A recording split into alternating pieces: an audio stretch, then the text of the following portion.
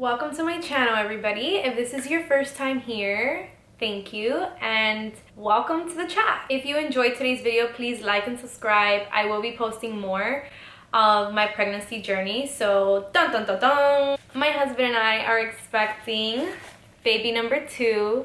We recently had our gender reveal, so we know that baby number 2 is gonna be a boy. We already have a boy. He's 1 going on 2, and I guess I'm meant to be a boy mom. I did want to talk to you guys today because not only am I sharing my pregnancy with you guys, but I have shared this on other social media platforms that back in October, my husband and I went through a miscarriage. I was pregnant, and at about 7 weeks, I lost the baby naturally. It happened in my house. Fortunately, I had no pain. I had no cramps. Like, the doctors were looking at me like, "You sure you didn't feel any pain?" I was like, I think I would know if I felt pain. Anyways, that's one of the main things I wanted to talk to you guys here about, especially if it's something that you guys are going through yourself. I can honestly say that it wasn't an easy journey, and now that we are pregnant again, the journey that I've had with this pregnancy has not been the same as the one that I had with my first pregnancy. I think that my first pregnancy, I was super excited. I had no thought that anything can go wrong. I was just going with the flow. I really didn't think anything bad was ever gonna happen to me. So now that I've experienced a loss, this pregnancy has become a little bit difficult for me mentally to enjoy, but I have to tell myself that this is a brand new pregnancy. This baby deserves, you know, the love, the excitement of pregnancy and the journey that comes with it. So if you or anybody you know has ever gone through pregnancy loss or a miscarriage, this is definitely a safe space to talk about it. I'm gonna give you guys the ins and outs, no filter, just real thoughts that have occurred to me, my real journey with all of this. One of the main things about the miscarriage that I really didn't understand was why was this happening to me? You know, I was healthy, I already had a baby with no complications, so it was really a hard thing on me because I started to feel like, wow, is something wrong with me and I don't know it. I went into kind of a mode where I attacked myself. I felt like my body was responsible for what happened, and it wasn't until after everything that I really processed the loss and the aftermath of the loss that I realized it really just happens to anybody. There's no reason. I'm sure there are some complications and some issues that can cause a miscarriage, but for the most part it happens out of the blue, and it happens to a larger amount of people than we know. So that's one of the main reasons why I wanted to share my journey, was because, and even before I got pregnant, I shared with my Instagram followers that the miscarriage had happened. I had gone through that because I feel like it's not talked about enough, and so many of us are going through it and thinking that something's wrong with us because it's not happening to a lot of people, but it is happening to us. And the truth is that it is happening to a lot of people. It's just something very uncomfortable to talk about. Once you get out of this phase where you feel like you've accepted the loss and you've accepted the journey that came after that loss, it does become a little bit easier to talk about. And that's one of the main things I wanted to do with all of you, because there has to be somebody out there going through the same thing and you just don't know who to talk to. You don't know if you're the only one going through these things. So I'm gonna share with you guys my experience, and maybe you can relate. Not everybody's journey is the same. I've had friends that have gone through something similar, and that was very helpful because we got to talk about some things that maybe someone else wouldn't understand unless they've been through it. Let's take it back to how I found out I was having a miscarriage. I was at a Halloween party, yeah, and it was already kind of late. It was maybe already 11 at night, and I went to the bathroom. And prior to the Halloween party, I was spotting a little bit, but I didn't think anything of it because I've heard that it's possible to spot. So I went to the restroom and I saw some stuff that looked like my menstrual cycle. And I was like, that's a little strange. So I didn't want to make a big deal about it. I came out of the bathroom. I looked for my husband. I was like, hey, you know, it's getting kind of late, why don't we start going? We had our son with us too, so I kind of used him as an excuse and was like, you know, it's getting kind of late, he's tired, he's fussy. All right, we left. As soon as we got in the car, I looked at him and I was like, I think I need to go to the hospital. And he was like, what's wrong? Like, are you okay? And I told him what had happened to me, and he was like, okay, yeah, like, let's definitely go somewhere. So the only places that were open at that time was the ER. And we went home, we changed. I didn't want to go to the hospital in our costumes, so I went home, we changed, and then we went to the ER. And they did a bunch of tests, they did ultrasounds, the baby was still in there. They found a heartbeat and everything, so I kind of got a moment of relief. And they were like, look, we're just gonna have to see what happens, come back in the next 48 hours. Okay. So I went home. I was already thinking the worst because obviously that was just something so strange to me. Even though we had seen the baby in the sonogram, like, it was only 7 weeks, so we didn't know what it was yet. And I was like, okay, so the baby's in there, but I don't know why I had such a bad feeling that something bad was happening, because obviously it wasn't normal. I ended up waiting it out those 2 days, and it kept happening. It kept getting worse every time I went to the bathroom. And when we went back to the hospital, they told me that the baby was not there no more. We did an ultrasound, it wasn't there. So I had gone through a miscarriage at home. A complete miscarriage, actually, which is when your body gets rid of everything on its own. Other miscarriages, some people might need DNC, I think it's called. It's like a procedure to get everything out if your body does not get rid of it on its own. Those are like the different type of miscarriages that people have. Anyways, after that, I was in a very dark place. And ignore me smiling, is that I'm not really good with these type of conversations, so I get like nervous, and that's why I do those facial expressions. But after that, I was in a very dark place. I didn't want to do anything. Like, I didn't even want to really get out of bed. Thankfully, my mom, my dad were super helpful with the baby, you know, with my son. I relied on my husband a lot. He was very supportive through this whole process, and it was just something that I had to process within myself, because again, like I mentioned earlier in this video, I started to feel like it was my fault. Like, everything was happening because something was wrong with me internally. I became a little bit of a hypochondriac. I started thinking that I had all these internal issues that maybe I wasn't showing symptoms for. You know, I went to my OB, I checked everything. I was like, you know, can you guys check like everything? They did. They said nothing was wrong, that my uterus had gone right back to where it was before, to like the size that it was before pregnancy. Like, my body had just gone right back to pre-pregnancy. And I started then thinking, like, okay, maybe it's the stuff that I'm eating, the stuff that I'm drinking. I would drink a lot of soda, so I started cutting down on those things. I started a cycling class. I was like, maybe I'm not doing enough exercise. Like, it was little things that by changing those habits, I don't know, I felt like I was doing something good for myself. I even went to the dentist because I heard something that like oral bacteria can cause miscarriages and things like that, like in your microbiome. And I was like, okay, let me go check that out. And my dentist was super supportive. She did the test that I wanted. It was an oral saliva test, and she said everything was fine. I had no infections, I had nothing. So I was like, okay, that's a good sign. Time went by. It got a little bit easier, but then it got harder again because this happened the ending of October. So I had to go through Thanksgiving, Christmas, and be reminded of all that. It was helpful that I already had a son, because without even knowing it, like, he pulled me out of the funk. Because of him, like, he became my reason why. He became my reason to get up in the morning. He became my reason, like, to do things with him, take him out, and not just be home all day bummed out. Like, I still had to be there for him, and I had to remind myself of that.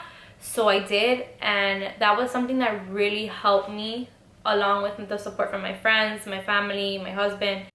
Now, you're probably wondering when I felt ready to try again. And this is completely different for everybody. Like, everybody processes things differently and grieves differently. So just because I did it within this many months does not mean that you should or that you need to. Everybody moves at their own pace. We decided to try again in March. So it was just a few months after I'm telling you, I had done all those checkups. So I was like, okay, so maybe it's true what the doctor's telling me. Maybe it's not my fault. Maybe it really does happen more often. I ended up talking about it with my followers on Instagram. I don't remember what month exactly, but I feel like before I moved on from that chapter, I really needed to get it off my shoulders. I needed to talk about it. I needed to let it out. I needed to share what had happened with me, because I did want to share like those moments of when we found out we were pregnant, a video with our son, we did pictures with him. Like, I still wanted to honor that pregnancy. So I talked about it. I shared some of those memories that we were able to make, you know, in such a short amount of time. And then after that, I started getting closure for myself, and everything just started falling into place for us. So we decided to try again. One thing I will say is that I never stopped taking my prenatal vitamins. Even after the miscarriage, I kept taking them. All right, so now let's talk about pregnancy after loss. I will say trying after a loss was a little stressful for me, because I was just worried that something was gonna go wrong. And I had to keep reminding myself that I just had to let nature take its route, and it did for us. We told our family immediately, especially after what had happened. We didn't want to hold back on anything. You're gonna hear lots of people tell you like, oh, wait to tell people, wait to tell people. But the truth is, if we would have waited to tell people and gone through that miscarriage, it would have been 100 times harder to go through it alone than with the support of my family. We ended up telling everybody right away. They were super excited for us. I always had it in the back of my head, like, now I feel so much better because I'm finally in the second trimester, but that whole first trimester was nerve-wracking.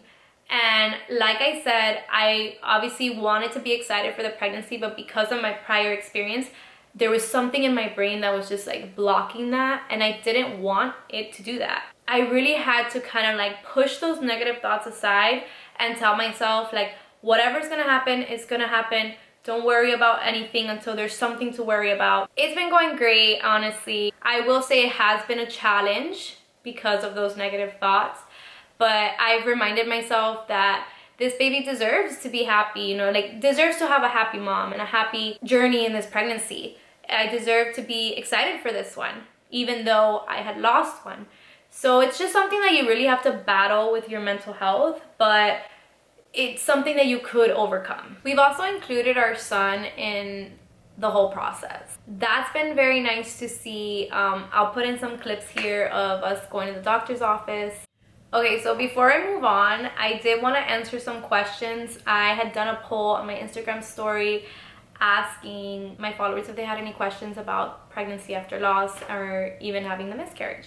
So one of the questions was, did you use a period tracker to try again? If so, which one? And yes, I did. So the one that I used is called Pre-Mom. It's uninstalled now because I haven't used it since, but I'll put it here, that way you guys can look into it. It's just really user-friendly, it was free, and it's not 100% accurate, but none of those apps are. So I kind of just looked at it to see, you know, more or less what week I would be ovulating in. When did you feel you were ready to try again? So as I mentioned earlier, I felt I was ready to try again because I felt like I had closure on what had happened to me and the experience that we went through. I had finally moved forward from all those negative attacks that I was doing on myself, you know, thinking that I was the reason, thinking there was something wrong with my body. Once I had all that clarity, I kind of felt like, okay, you know what? There's always a risk that it could happen again, but I was willing to take that risk because I knew I wanted to be a mom all over again. I didn't want to let that one bad scenario cause me to never try again, you know? Were you scared it would happen again? Absolutely. Especially throughout that whole first trimester where they say that it's more common to have a miscarriage.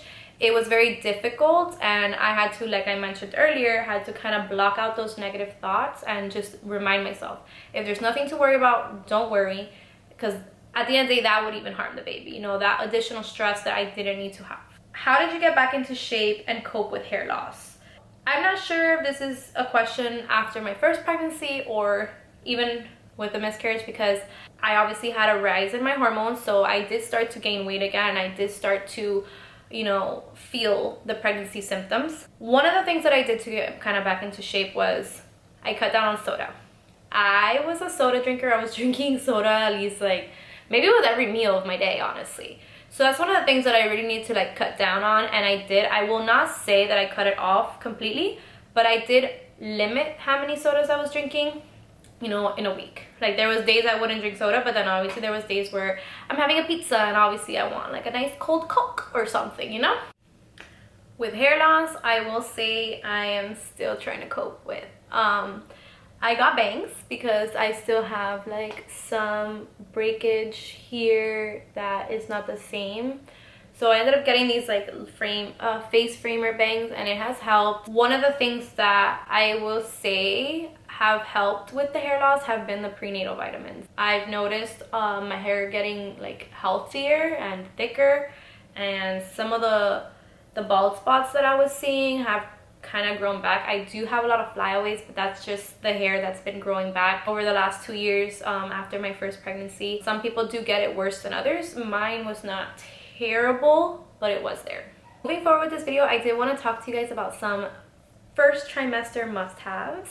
First things first, I think it's super important to have a very large water bottle. I've noticed that after having a big bottle like this, I've drank a lot more water, and it's really important to drink water throughout all your trimesters, actually. I didn't say the brand, but this one's from Peak. I think I found this one at Marshalls or TJ Maxx, which is one of my favorite places to find some of these water bottles because you get them cheaper. This is the prenatal vitamin that I've been taking. I took this one with my first pregnancy and have been taking this one ever since I started again with the miscarriage, and then I continued after.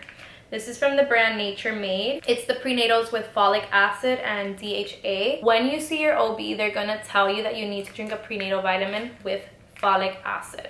So that's why I started with this one with my first pregnancy, and it's good, it's affordable, it's not hard to swallow, so you drink one a day. I wanna go over some belly care products. With my first pregnancy, I swore by this.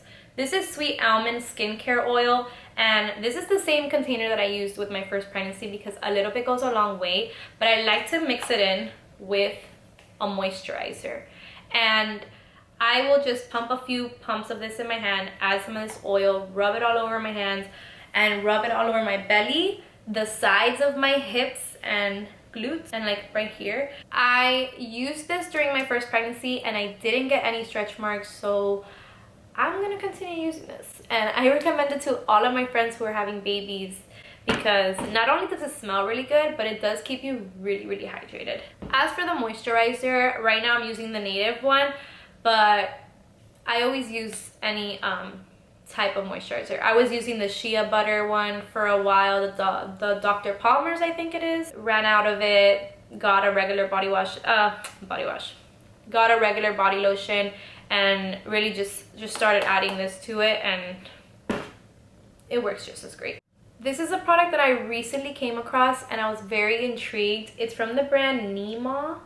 It's the Revitalizing Stretch Mark Cream, and I will say I have been liking this a lot lately. So what I'll do is I'll put cream on my belly in the morning and then after I shower. So usually this is the one I use in the morning because I don't want to have like that oily feeling throughout the day, and I'll use the body lotion with the almond oil at night after my shower. I've used a pretty good amount of it already, and I've had like nothing negative to say about it. Next, let's talk skincare, because if you didn't know this, there's a lot of products that you cannot put on your skin while you're pregnant. One of the face washes that I've been using is the Tatcha Rice Wash one, and I really like this one because it has like the little micro beads inside to really exfoliate. It's helped with little bumps that I got on my forehead with the pregnancy. You know, it does a really good job at keeping my skin clean and exfoliated while using ingredients that are safe for my skin. Then I will follow with the Texture Tonic, the safest toner to use while you're pregnant, because there's a lot of toners that you cannot use because they have retinol, they have other chemicals that are very harsh on your skin and can actually be very bad when you're pregnant. So they actually ask you to avoid those things. I went with Tatcha because they use very clean ingredients in all of their products. And of course, before I buy something, I always look it up online. I just like to be on the safe side. So I've been using the texture tonic, and I'll put it on a cotton swab, and I'll just make sure to clean out my pores. I won't do this every day, but I'll do it maybe 3 times a week, 4 times a week, depending how much makeup I've worn that week.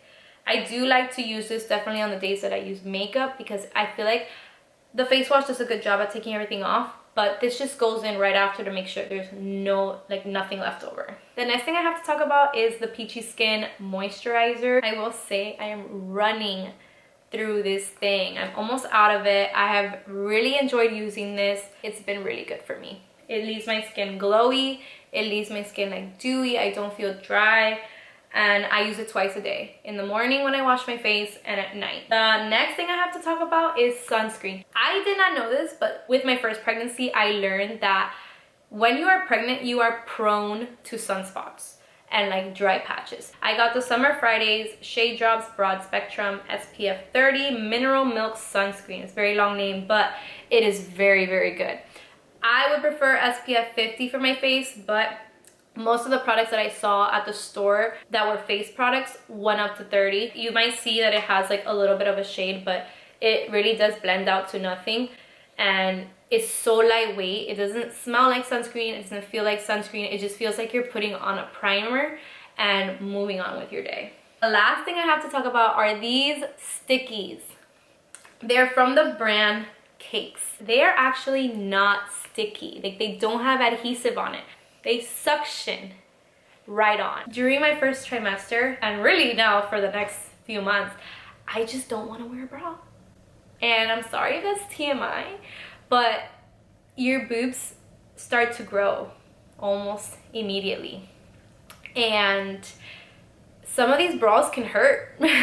Like, from being up all day, like as soon as you take it off, you're like, oh my God, I didn't realize how heavy that felt. Really, really recommend these. You can wash them under the sink, and since they don't have the adhesive, nothing happens to them. I have been using these since I got them, and I don't remember the last time I wore a bra. And that's everything I had to talk about in today's video. I hope this video wasn't too long, but we did get to chat a lot. If you enjoyed this video and enjoyed having a chat with me, please like and subscribe. I would really appreciate it. I want to continue building a community here on YouTube, aside from my community on Instagram and TikTok. So I hope you stick around for future videos.